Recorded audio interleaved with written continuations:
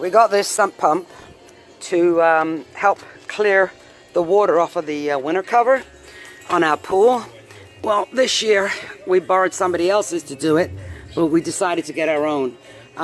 So my husband's connected a hose to it, and we're just going to drop it into the pool and show you how it works. This thing really pumps a lot of water.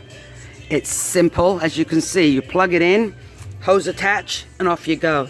And this is your weight that if it drops down, it'll turn it off, and as it comes up, it will turn it back on again.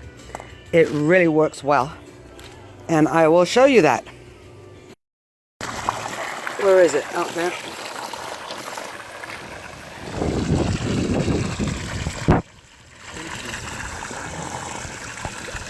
That's a good amount of water that it's pumping.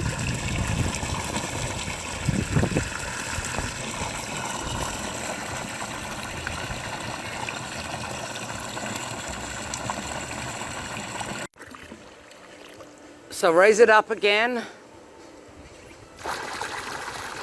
and then lower it.